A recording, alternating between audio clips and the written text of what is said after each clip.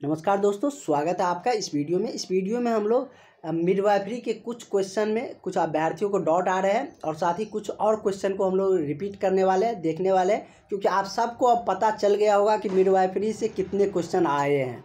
सबसे ज़्यादा question midwifery से आए हैं। आपका जो भी दोस्त, जो भी फ्रेंड एग्ज़ाम दिए हैं आज के दिन में, उनसे आप एक बार बात कर लीजिएगा, उससे आप पूछ लीजिएगा कि किस टॉपिक से सबसे ज़्यादा आए हैं। और हम आपको स्टार्टिंग में ही बता रहे थे कि आपको मिडवाइफरी और कम्युनिटी हेल्थ नर्सिंग से बहुत ज़्यादा क्वेश्चन आपको मतलब 40 से 50% क्वेश्चन आपको इसी से देखने मिलने वाले हैं और इसी से आया भी है। तो जो भी अभी मैराथन क्लास नहीं लिए हैं वो सारे कैंडिडेट इस नंबर पर कांटेक्ट करके मैराथन क्लास ले ले। जो भी छूट गया है वो सारे हम आपको वीडियो प्रोवाइड कर देंगे और साथ ही PDF पे आपको मिल जाएगा। तो कुछ क्वेश्चन में अभ्यर्थियों को डाउट है, उसके बारे में भी जान लेते हैं। साथ ही कुछ जो इम्पोर्टेंट क्वेश्चन है उन सारे क्वेश्चन को देखेंगे भी हम लोग, क्योंकि आज आप लोगों का जो मिडवाइफरी का है वो सारे क्वेश्चन हम लोग कवर कर लेंगे। जो भी अच्छे क्वेश्चन है, VBA क्वेश्चन है और जिसमें भी डाउट है। उसके बाद हम लोग का कुछ 2 टॉपिक का कुछ क्वेश्चन छूट रहे हैं, जैसे न्यूट्रिशन और एक और टॉपिक है, तो उसको भी हम लोग कवर कर लेंगे। तो जैसे कि इसको लेकर यदि हम बात करें तो इसमें ये जो 10वां क्वेश्चन था, इसमें भी कुछ अभ्यर्थियों का ऑप्शन को लेकर आए थे। इसका भी ऑप्शन मतलब वही होगा जो आपको दिया गया है। जैसे कि क्या दिया है कि प्रसव संबंधित संकटावस्था के लिए एक उदाहरण है। क्या है उदाहरण? तो इसका जो उदाहरण है वो क्या है? गर्भाशय का फट जाना। तो ये इसका मतलब संकट अवस्था है, मतलब संकट प्रसव के संबंधित जो संकटावस्था है वो क्या रहता है, किसी तरह से घुमा भी सकता है, ऐसा नहीं कि इसी तरीके से रहेगा। बस ये पॉइंट आपको ध्यान में रखना है कि प्रसव संबंधित यदि संकटावस्था आती है या मतलब जो उनके संकट आने की जो डर रहती है, तो वो किस कारण से रहते हैं, मतलब क्या चीज़ का डर रहता है, तो गर्भाशय का फटने का। वही यदि हम एक और क्वेश्चन था इसमें ही, और इसको लेकर कि 7 जो वाइनोविलर, और ये क्वेश्चन अच्छा क्वेश्चन भी है। ये क्वेश्चन आने की बहुत ज़्यादा चांसेस है क्योंकि बहुत शिफ्ट में एग्जाम हुआ है। तो किसका कौन क्वेश्चन आएगा वो मतलब ये नहीं है कि ये टिक कर दिए तो यही आ जाएगा, दूसरे के शिफ्ट में आ सकता है, क्योंकि एक दिन में 3 शिफ्ट एग्जाम है। तो बहुत सारे शिफ्ट में एग्ज़ाम है, तो किसी न किसी को तो मिलेगा ही मिलेगा। और चाहे हो सकता है आपको ये आए तो दूसरे को ये आए, तो लेकिन आएगा ज़रूर। तो जैसे कि इसमें इस क्वेश्चन को भी देख लेते हैं। अच्छा क्वेश्चन है। वाइनोविलर ट्विंस का विकास होता है, किस में होता है? जैसे इसमें ऑप्शन दिया है 2 ओवम 2 शुक्राणु, 1 ओवम 2 शुक्राणु, 2 ओवम 1 शुक्राणु या 1 ओवम 1 शुक्राणु। तो वाइनोविलर ट्विंस का जो विकास होता है वो कहाँ पे होती है? तो वो आपको 2 ओवम और 2 शुक्राणु में होती है। कहाँ होती है? 2 ओवम और 2 शुक्राणु में। तो इसका करेक्ट आंसर क्या हो जाएगा? आपका ऑप्शन नंबर ए हो जाएगा। उसके बाद और यदि हम बात करें तो ये क्वेश्चन मतलब कि 35 नंबर क्वेश्चन को लेकर कुछ अभ्यर्थियों को डाउट आया था। वो 35 नंबर क्वेश्चन हम लोग देख लेते हैं। 35 नंबर या 37 नंबर लेकर आ रहे थे कि गर्भाशय की अवधि में गर्भाशय का फंडस नाभिक एवं जिफिस्टर्म्स का मध्य कब होता है, किस सप्ताह में? तो यह किस सप्ताह में होती है?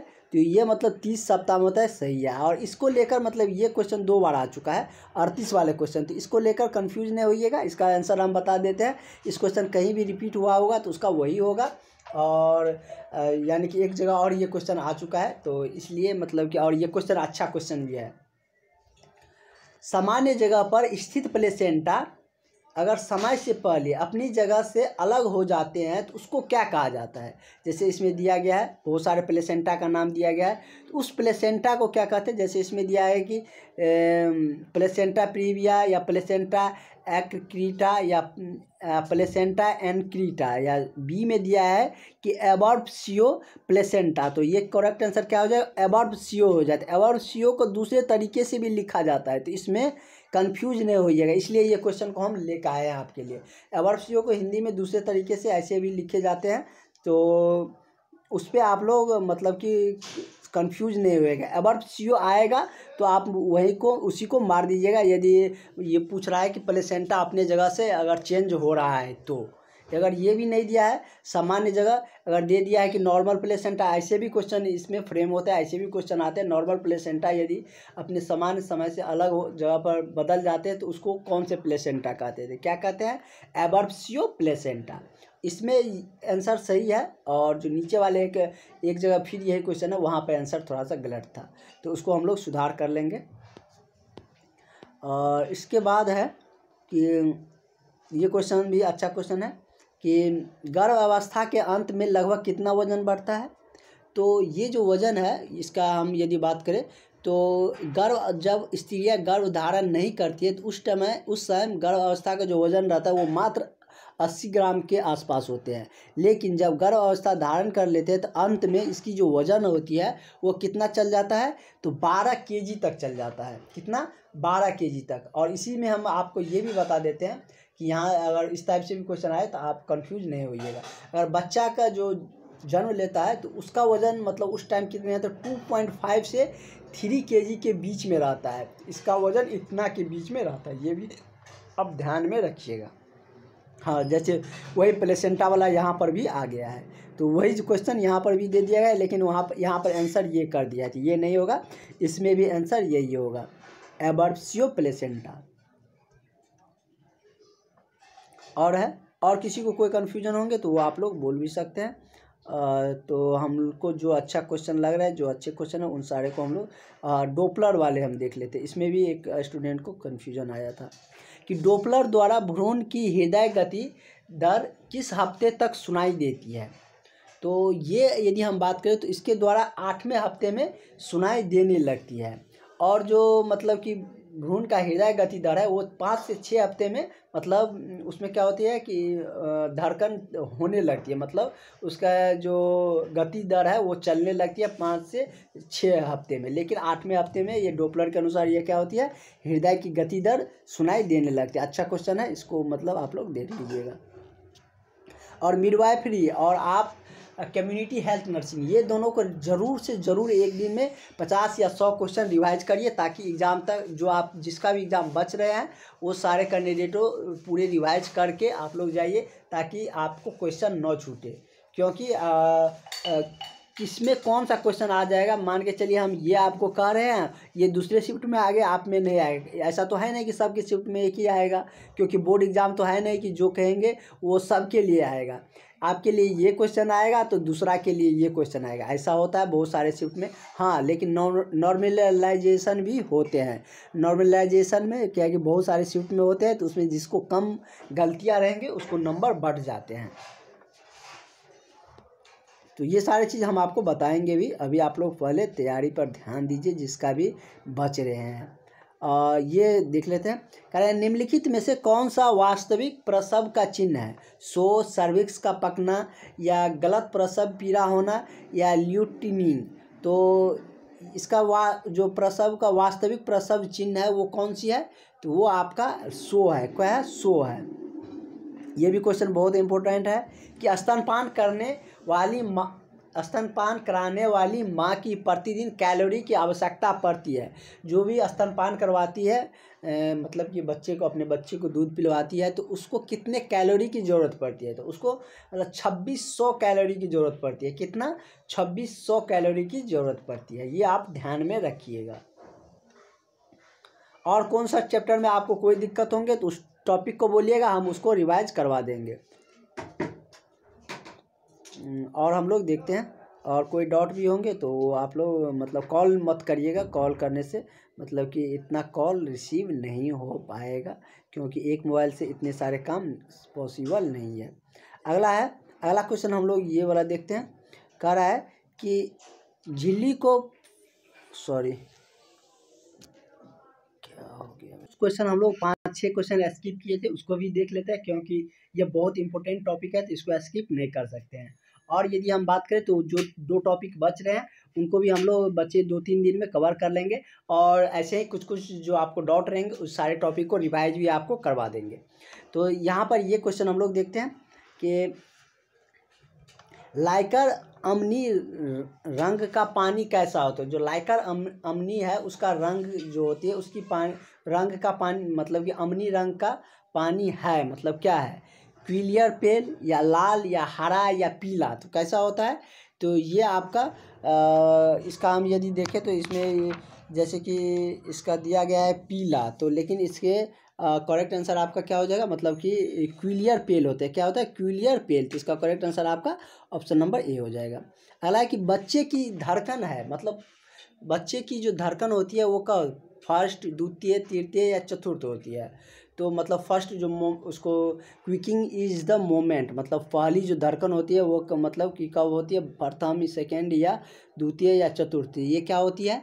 तो ये आपका प्रथम होती है। क्या होती है? प्रथम होती है। उसके बाद आप लोग इनको लेकर मतलब कि पूछ रहे थे ईसीजी। ईसीजी हार्मोन बनाता है। ईसीजी हार्मोन क्या बनाता है?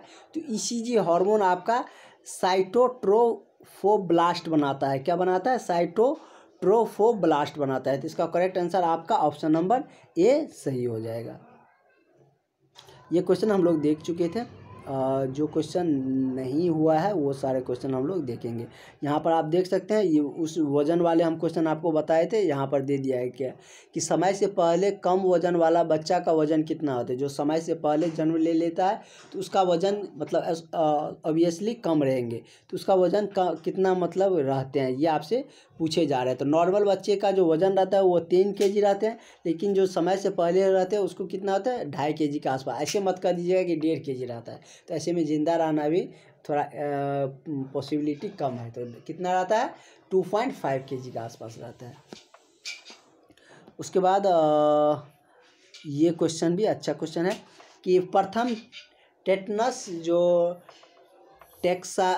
टैक्सवाइड इंजेक्शन दिया जाता है किस वीक में दिए जाते हैं? 16वां वीक में या 20वें वीक में या 36 या 40वां वीक में? तो ये किस वीक में दिए जाते हैं, किस सप्ताह में दिया जाता है? तो ये 16वें वीक में दिया जाता है। कब दिया जाता है?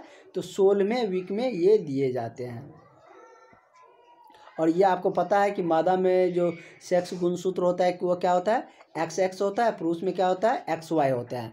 तो इसमें कंफ्यूज नहीं होइएगा, किसी न किसी शिफ्ट में ये भी क्वेश्चन आ जाएंगे। मतलब महिला में XX नहीं होता, XYY होता है। क्या होता है? Y और Y होते हैं महिला में, और पुरुष में XY होती है। तो ये आप सॉरी मतलब उल्टा हो गया, फिर सही था, मतलब XX महिला में होता है और पुरुष में XY होते हैं। अगला हम लोग देखते हैं कि ये क्वेश्चन तो नॉर्मल क्वेश्चन है। ये क्वेश्चन आप लोगों का आता ही होगा कि महिलाओं की प्रथम मासिक किस उम्र में होती है? तो ये आपको 13 ईयर 14 ईयर लगभग काउंट किया गया है। उसके बाद है किसके द्वारा इसमें दिया गया कि किसके द्वारा फॉलिकल स्टिमुलेटिंग हार्मोन स्त्रावित होते हैं? तो यह किसके द्वारा स्त्रावित होती है? तो ये आपका एंटीरियर पिट्यूटरी ग्रंथि के द्वारा होता है। किसके द्वारा? एंटीरियर पिट्यूटरी ग्रंथि के द्वारा। यहाँ से भी क्वेश्चन सब थोड़ा आने की बहुत ज़्यादा पॉसिबिलिटी है। क्या तो यहाँ पर मतलब कि देख सकते हैं, यहाँ पर क्या है? प्रसव की किस अवस्था को इपिसिटोमी किया जाता है? तो किस अवस्था को इपिसिटोमी किया जाता है? तो ये आपको प्रसव की दूसरी अवस्था को इपिसिटोमी किया जाता है। प्लेसेंटा का क्या कार्य होता है? ये आपको पता है, ये हमने आपको कई बार बता भी चुके हैं। तो प्लेसेंटा का क्या कार्य है? तो इसका जो प्लेसेंटा का जो कार्य है वो है मतलब कि पोषण प्रदान करना भी इसका कार्य है, शोषण भी कार्य है, उत्सर्जन भी कार्य है। तो इसका उपयुक्त सही हो जाएगा। ये क्वेश्चन अभी ही देख चुके थे कि गर्भावस्था में अतिरिक्त वजन कितना बढ़ता है? तो 11 से इतना तक जा सकता है। इसके रिगार्डिंग हम लोग देख चुके हैं। तो आई थिंक जो भी क्वेश्चन में डाउट थे या कुछ क्वेश्चन जो थे वो सारे क्वेश्चन हम लोग देख चुके हैं। और इस टॉपिक को पढ़ाने का यही मतलब था कि आप लोग इस टॉपिक्स को ज़्यादा से ज़्यादा रिवाइज करें। इस टॉपिक से ज़्यादा क्वेश्चन आप लोगों के एग्ज़ाम में आ रहे हैं, जैसे कि तीनों शिफ्ट के एनालिसिस के आधार पर हम आपको बता रहे हैं। तो इस टॉपिक को आप लोग अच्छे से पढ़ें, और जितने भी क्वेश्चन हम आपको दिए हैं इसमें भी दिए हैं, उसके बाद एक PDF दिया है उसमें भी आपको होंगे 2 PDF, मतलब सारे का मिला है। तो उससे भी दोनों से पढ़िए, आपको निश्चित रूप से एग्ज़ाम में बहुत ज़्यादा क्वेश्चन मिलने वाले हैं। तो आपकी तैयारी मस्त होंगे, और जो समय बच रहे हैं उसमें भी अपनी तैयारी को अच्छे से तंदुरुस्त करिए, ताकि आप मेरिट लिस्ट तक पहुंच सकें। तो और भी एग्ज़ाम से रिगार्डिंग कोई भी अपडेट आएंगे या कोई भी कन्फ्यूजन होंगे तो वो आप लोग कमेंट सेक्शन में ज़रूर लिखें, हम आपको सारी जानकारियाँ साझा करेंगे। Thank you.